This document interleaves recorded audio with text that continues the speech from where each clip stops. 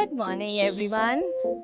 This is Preeti from Mystic Bharat Gatha, and we are heading towards Baglamukhi माता. इसकी story actually मैं आपको वहाँ जाके बताऊंगी, लेकिन right now we are at Indore, staying at one of our friends house, and हम लोग आपको थोड़ा दिखाती हूँ. It's such a beautiful place. ये अगर आप देख पा रहे हैं तो ये बैम्बू का पेड़ है. This is bamboo tree. And आप लोगों में से कई लोगों ने बगलामुखी माता का नाम नहीं सुना होगा, लेकिन सच में उनके बारे में जान के आपको भी मन करेगा कि आप वहाँ पर जाओ. तो हम लोग शुरू हुए थे कल morning. We started around 7 o'clock और मुंबई से मैंने ड्राइव किया. हम 4 जने आए हैं और ड्राइव करके वी स्टेड एट इंदौर, क्योंकि इट इज़ वेरी हैक्टिक. हम और रास्ते थोड़े बारिश की वजह से ख़राब, इतने भी नहीं बट थोड़े बहुत ख़राब थे. तो we drived very slow and steady. So we took a halt at Indore, and कल रात को हमको घर का खाना मिला. So it was really nice. And now we are heading towards Baglamukhi Mata ji, which is almost 2.5 to 3 hours यहाँ से. सो बाकी की बातें वहाँ पहुँच के. दोस्तों, मिस्टिक भारत गाथा में आप सभी का स्वागत है. आज हम बगलामुखी माता जी के यहाँ आए हैं और हमारे साथ जुड़े हैं पंडित राजगुरु जी. तो आज हम इनसे जानेंगे कि इस मंदिर का क्या महत्व है और इसकी क्या कहानी है. वैसे तो बगलामुखी माता जी के मंदिर कई जगह पे है, तो और ये नलखेड़ा मध्य प्रदेश में जो बगलामुखी माता जी का मंदिर है, जो बाजू में ही है, उसके बारे में बात कर रहे हैं. तो उसकी क्या कहानी है, अगर आप बता पाए तो. बोलिए बगलामुखी माता की जय. माँ बगलामुखी मंदिर प्राचीन काल है. ये पांडवकालीन मंदिर माना जाता है. पांडव ने यहाँ पे साधना की थी. जी. जब कौरवों पांडव का युद्ध हुआ था तो श्री कृष्ण भगवान के कहने पर उन्होंने यहाँ पे साधना की थी. श्री कृष्ण भगवान पांडव के इष्ट थे. उन्होंने उनसे पूछा था हमें विजय प्राप्ति के लिए क्या करना है. जिसके साथ श्री कृष्ण है उसकी विजय तो निश्चित रहती है. लेकिन उन्होंने साधना के लिए बगलामुखी जाप बताए थे, बगलामुखी मंत्र बताया था. ओम ह्लीं बगलामुखी सर्व दुष्टानाम वाचम मुखम पदम स्तंभई जिह्वाम कीलय बुद्धि विनाश ह्लीं ओम स्वाहा. इस मंत्र का आप जाप करिए. इस मंत्र के जाप करने से निश्चित ही अपने को अपने कार्य में विजय की प्राप्ति होती है. तो माँ बगलामुखी का मंत्र जाप पांडवों ने श्री कृष्ण भगवान के कहने पर यहाँ पे की थी. यहाँ पे लक्ष्मणा नदी है. अच्छा। आप पीछे देखोगे तो लक्ष्मणा नदी है. लक्ष्मणा नदी के तट पर पांडवों ने साधना की थी. तब जाके माँ जो बगलामुखी स्वयंभू देवी प्रकट हुई है. इसको बोलते हैं स्वयंभू देवी. और एक नाम और है शमशान वासिनी. माँ बगलामुखी का जो मंदिर है वो शमशान के आसपास, मतलब बीच में मंदिर है और शमशान आसपास. अच्छा, मतलब ये आसपास शमशान है. ये स्वयंभू देवी है ना. बगलामुखी 3 जगह है मानते हैं अपने भारत में. एक हिमाचल प्रदेश कांगड़ा, एक दतिया हमारे मध्य प्रदेश में, और एक नलखेड़ा. लेकिन यहाँ सौराष्ट्र में भी उनका उद्गम स्थान है ना? उद्गम स्थान है. तो यहाँ का जो नलखेड़ा का केंद्र मानते हैं, यहाँ पर विजय की प्राप्ति होती है. शत्रु बाधा के लिए, लक्ष्मी प्राप्ति के लिए, राजनेता के लिए, व्यापार के लिए, आकर्षण, वशीकरण, सम्मोहन, उच्चाटन, विद्वेषण, सभी कार्य के लिए भगवती मानी जाती है. अच्छा जी. यहाँ पे आपने दर्शन किए होंगे. बीच में बगलामुखी है, दाएं में लक्ष्मी, बाएं में सरस्वती. जी. पूरे भारत में ऐसा स्थान आपको बहुत कम मिलेंगे. शक्ति को देने वाली, लक्ष्मी को देने वाली, बुद्धि को देने वाली मात्र के स्थान यहीं पे है. जी. बगलामुखी का आप ध्यान करोगे तो बगलामुखी के साथ साथ आपको लक्ष्मी की भी प्राप्ति होगी और शक्ति की भी होगी और बुद्धि की भी होगी. है ना. तो तीनों का आकर्षण अपने को साथ होता है. और सबसे बड़ी बात है, ये बगलामुखी मानी जाती है शत्रुओं पर विजय की प्राप्ति. जी. जो शत्रु होते हैं उनकी विजय की प्राप्ति है. राजनेता के लिए भी होती है. रोग पीड़ा ये भी शत्रु है. काम क्रोध मद लोग ये भी शत्रु, हमारे अंदर के भी शत्रु. और लोग कहते हैं कि शत्रु विनाश के लिए, तो विनाश भी करती है, क्योंकि भगवती जो मेरा शत्रु है वो भगवती का बेटा है ना. विनाश नहीं होती, उसकी जो सामने वाला शत्रु होती है उसकी नेगेटिविटी वो दूर हो जाती है, वो पॉजिटिव हो जाती है. अपने प्रति गलत भाव नहीं करता है. जी. तो बगलामुखी मंत्र जाप अनुष्ठान से ये कार्य होता है अपना. जो शत्रु है उसकी शत्रु की बुद्धि को पॉजिटिव होती है. जी. है ना. और सबसे बड़ी बात है लक्ष्मी को देने वाली. जो इसकी साधना कहता है लक्ष्मी से परिपूर्ण हो रहता है. ये बगलामुखी 10 महाविद्या में मानी जाती है. 8वां स्वरूप 8वां स्वरूप बगलामुखी का है. जी. और सबसे बड़ी बात है कि यहाँ पे अनुष्ठान भी होते हैं, जी जाप होते हैं, 1.25 लाख जाप, 36,000 मंत्र जाप, जी और सामान्य हवन, विशेष हवन, महाविशेष हवन। ओके हमारे यहाँ से एक समिति द्वारा 3 प्रकार के हवन कर रखे हैं, ओके सामान्य, विशेष और महाविशेष। ओके। और इसमें परेशानी, फर्क क्या है? सामान्य हवन, नॉर्मल हवन 1 घंटे का रहता है, जिसमें 350 की रसीद की प्राप्ति होती है, ओके और 2100 रुपये ब्राह्मण की दक्षिणा रहती है, ओके जिसमें आपको सरसों, घी, गोला, हवन सामग्री और ब्राह्मण देवता रहते हैं। जी विशेष में अपने को 21 प्रकार की जड़ी बूटियां रहती है, ओके। जिसमें 1.5 घंटे का हवन होता है। वो ट्रस्ट के द्वारा 500 की स्लिप कटती है, तो अच्छा। ट्रस्ट में भगवती के ट्रस्ट में जमा होते हैं। भगवती का कार्य हो रहा है, जैसे स्वर्ण, रजत और ये चांदी का लग रहा है दीवारों पर, ओके तो इसी पैसों से भगवती के मंदिर में कार्य होता है। ओके और उसमें 5100 की दक्षिणा होती जी। है। और एक और आती है महाविशेष। महाविशेष में 11,000 का हवन होता है, जिसमें 41 प्रकार की जड़ी बूटी होती है। अच्छा जिसमें जड़ी बूटी अलग अलग यजमान की मनोकामना, कोई कार्य के लिए आता है, कोई आकर्षण, वशीकरण, सम्मोहन, उच्चाटन, तो रोग पीड़ा के लिए आता है। मतलब किसी को जैसे कोई स्पेसिफिक प्रॉब्लम है जी, तो उसके लिए फिर वो हवन परफेक्ट है, जाप होता है, जाप होता है। जाप कर रहे हैं। और नॉर्मल हवन अपन जैसे कोई आए हैं दर्शन करने या कोई बाधा, तो देखो कार्य तो अपन प्रार्थना करते हैं, उसमें कार्य हो जाता है, राइट। भगवती सुन लेती है। लेकिन ये है क्या, कलयुग में हवन का, जाप का बहुत महत्व है। जी जी पहले हजारों वर्ष तपस्या करते थे, आज आप 2 घंटे तपस्या कर लोगे तो 200 साल के बराबर रहेगी। 2 घंटे भी मन नहीं लगता ना। करेक्ट। व्यक्ति का जाप में ध्यान नहीं रहेगा, ध्यान रहेगा तो मन में न जाने गलत विचार आएंगे, जी एक जगह नहीं रह पाता है। जी तो जी बगलामुखी मंत्र का ऐसा कार्य है, तो बगलामुखी जो जाप करता है, जो पूजन करता है, बगलामुखी से शक्ति की प्राप्ति होती है। जी पहले तो शत्रु अपने से दूर रहते हैं, और शत्रु अगर सामने है तो नतमस्तक रहेगा।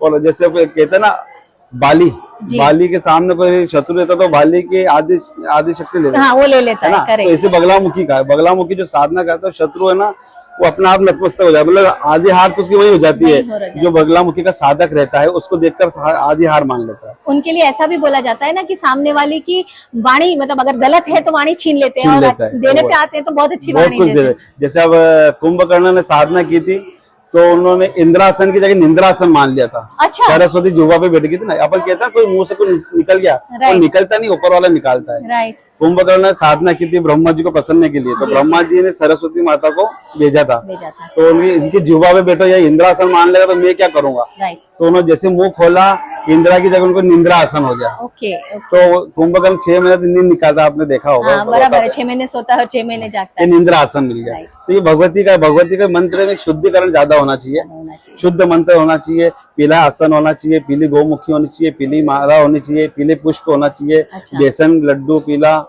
पीले प्रसाद भी सामान सब पीला होना सबका। चाहिए। मकान, घर जहाँ आप जाप करो, कमरा पीला होना चाहिए। ओके जैसे आपने पीला बन रखा है जी। ना, पूरा पीताम्बरी, बगलामुखी का नाम ही पीताम्बरी है। जी जी पीताम्बरी बगलामुखी और शमशान वासिनी, शमशान में निवास करिए। बगलामुखी का यार रात्रिकालीन देवी भी है, रात्रि में भी हवन होते हैं, आप इधर देखिएगा। रात्रि में भी हवन होते हैं। हाँ रात्रिकाल बगलामुखी में जैसे अर्धरात्रि का विशेष महत्व है। रात के 8 बजे से 11 बजे तक का हवन होता है, जी वो हवन भी होते हैं। अधिकतर लोग जो विशेष कार्य करते हैं वो रात्रि में करते हैं। मतलब उसको नेगेटिव सिद्धियां नहीं होती, वो पॉजिटिव वे में ही पॉजिटिव लेते हैं। बगलामुखी का क्या लोगों को दर्द है, तांत्रिक विद्या का ज्यादा रहता है, तो Yes, उसका आप yes, थोड़ा yes. अगर समझा सके लोगों को। बगलामुखी को डर रहता है कि बगलामुखी तांत्रिक, देखो पहली बात तो बगलामुखी जो देवी है वो माँ है, वो माँ सभी के लिए होती है। तंत्र के लिए, मंत्र के लिए माँ होती है। माँ किसी का बुरा नहीं करती, बिल्कुल माँ अच्छा ही करती है। माँ से विनती करें, देखो शत्रु है तो वो जो शत्रु मेरा है वो माँ का बेटा है, अरे माँ उसका भी बुरा नहीं करेगी। बस ये है कि सात्विक क्रिया होती है बगलामुखी की।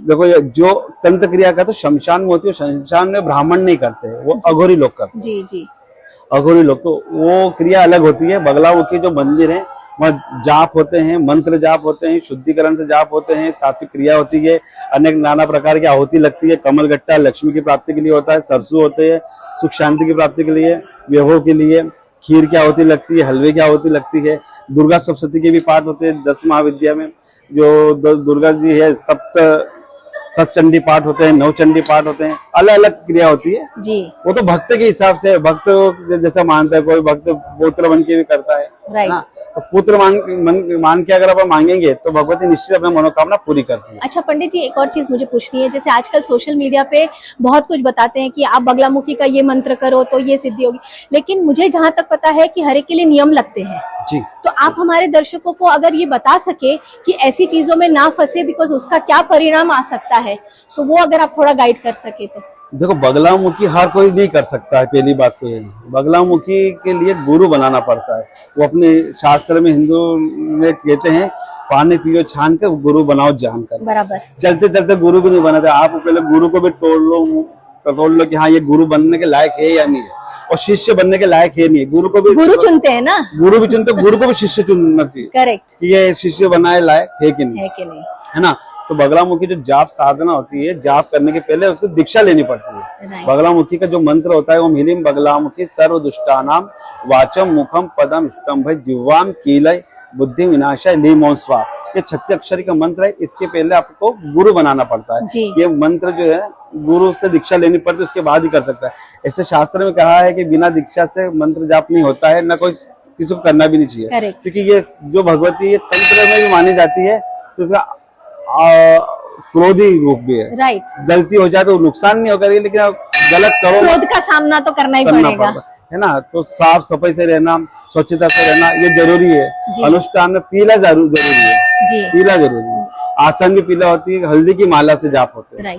तो बगलामुखी मंत्र जाप के पहले गुरु बनाना पड़ता है। गुरु बनाने के बाद फिर आपको साधना, स्वयं की साधना करता है। अपन बोलते हैं साधना, साधना कौन होता है, साधक कौन होता है, जो स्वयं को साध लेता है वो साधक होता है। और साधना करनी पड़ती है, अपने स्वयं का जाप करना पड़ता है। कम से कम 1,00,000, 1,15,00,000, 5,00,000 अपना स्वयं का जाप हो, उसके बाद ही आप दूसरे के लिए जाप कर सकते हो। और आपके पास पावर रहेगा तो आप दूसरे को दोगे, अपने पास पावर ही नहीं रहेगा तो दूसरे को कैसे देंगे। तो बगलामुखी की आराधना इसी के लिए होती है। ओके, तो मतलब ये अगर मान लो कि जैसे कोई मानता है, अभी आ नहीं पा रहा है पर मानता है बगलामुखी जी को, तो उनको अगर उनका ध्यान करना है तो कौन सा ऐसा मंत्र जिसमें कोई नियम ना लागू हो, अगर ऐसा मंत्र कोई आप बता सके तो। तो बगलामुखी का मंत्र तो ऐसे बताने के नहीं है, गुप्त मंत्र रहते हैं, लेकिन एक मंत्र है ओम ह्रीम बगलामुखी देवी नमः। इस मंत्र का जाप कर सकते हैं, वो भी साफ सुचित है, और पीले आसन, पीले गौमुखी, पीली माला से ओम ह्रीम बगलामुखी देवी नमः इस मंत्र का जाप होता है। जी जी जी। तो उससे उनको लाइफ में थोड़ा एटलीस्ट शत्रु से फर्क पड़ेगा, शत्रु बाधा भी दूर होगी, लक्ष्मी की प्राप्ति होगी, बुद्धि भी चलेगी। मैंने बोला ना आपको, शक्ति को देने वाली, बुद्धि को देने वाली, लक्ष्मी को देने वाली मात्र बगलामुखी है। और ये मानते हैं, हमारे गुरुदेव कहते हैं कलयुग में 2 प्रकार के देवी देवता ऐसे हैं जो कम समय में जल्दी प्रसन्न होते हैं। एक हनुमान जी महाराज जी, कलयुग में हनुमान जी महाराज और बगलामुखी 2 देवी देवता ऐसे हैं जिनके कार्य करने से सारे कार्य सिद्ध होते हैं। अच्छा, सिद्ध हो जाते हैं, मतलब सिद्ध मतलब सारे सिद्ध कार्य हो जाते हैं। Okay, great. और दूसरा मुझे ये जानना था, जैसे ये स्वयंभू शिवलिंग जी है, शिव जी का मंदिर है, और ये बिल्कुल बगलामुखी के मंदिर के बाजू में है, तो इसकी भी क्या कोई कहानी है क्या? कहानी होती है, हर पीछे का कहानी होती है। जो जिस नगर में नदी बहती हुई है, हमारा ये नलखड़ा नगर है, छोटा नगर है, लेकिन यहाँ पे कोई भूखा नहीं सोया है, है ना, और ना पे कोई दरिद्र भी नहीं है। मतलब माता रानी सबकी मनोकामना पूरी करती है। ऐसा कहते हैं, जिस नगर में नदी बहती हुई है, जिस नगर में माँ का मुंह पूर्व की तरफ हो, पीछे नदी बहे, दाएं में महादेव हो, बाएं में शमशान हो, वो नगर कभी भी भूखा नहीं रहता, कभी भी संकट नहीं आते। क्या बात है। हमारा नलखड़ा नगर ऐसा है जहाँ कभी भी संकट नहीं आया है तो टाल दिया माता रानी ने, है ना। और ऐसे नगर है उज्जैन। ऐसा कोई एग्जाम्पल अगर मैं बताता हूँ, उज्जैन में भी ऐसे ही है। बाबा महाकाल देखा आपने जी, पूर्व की तरफ मुंह है, पीछे शिप्रा मैया बह रही है जी, है ना। आपने पूर्व की तरफ मुंह है, वहाँ हरसिद्धि का मंदिर देखा, माँ का मुंह किधर है, पूर्व में हरसिद्धि मंदिर, पीछे शिप्रा है, दाएं में महाकाल है जी, और पीछे आपका शमशान है। तो ऐसे ही नगर यहाँ पे है, 2 नगर ऐसे हैं, बहुत सारे हैं। जब भगवती का मुंह जो पूर्व में हो, पीछे अगर नदी बह रही है, दाएं में महादेव है, समझ लो सिद्ध स्थान है। ये सिद्ध पीठ है, सिद्ध स्थान है। जहाँ भी आपने देखा, ये मतलब पांडवकालीन के स्थान है। यहाँ पे कभी कोई क्षतिग्रस्त नहीं हुआ है, ये पेड़ पौधे सब पांडवकालीन। ग्रेट। अच्छा, अभी जैसे आप कई लोग हमारा ये पॉडकास्ट देखेंगे, तो अगर यहाँ पर आते हैं और उनको पूजा करवानी है, तो आपकी अगर थोड़ी डिटेल बता सको, जैसे आपका नंबर है या कैसे आपको कांटेक्ट करें। जी, मेरा शुभ नाम है पंडित राजेंद्र राजगुरु, मैं बगलामुखी मंदिर नलखेड़ा। मेरा नंबर है 7697355506। आप बगलामुखी मंदिर आने से पहले मुझे कांटेक्ट करें। आपके पूजन, हवन, जाप, अनुष्ठान सारे होंगे। अगर मंदिर नहीं आ सकते तो ऑनलाइन भी पूजा हो सकती है। अच्छा, ऑनलाइन भी जी, ऑनलाइन भी पूजा कर सकते हैं। आप इस नंबर पर मैसेज, व्हाट्सएप मैसेज कर सकते हैं। आप पूजा के लिए मुझे संपर्क कर सकते हैं।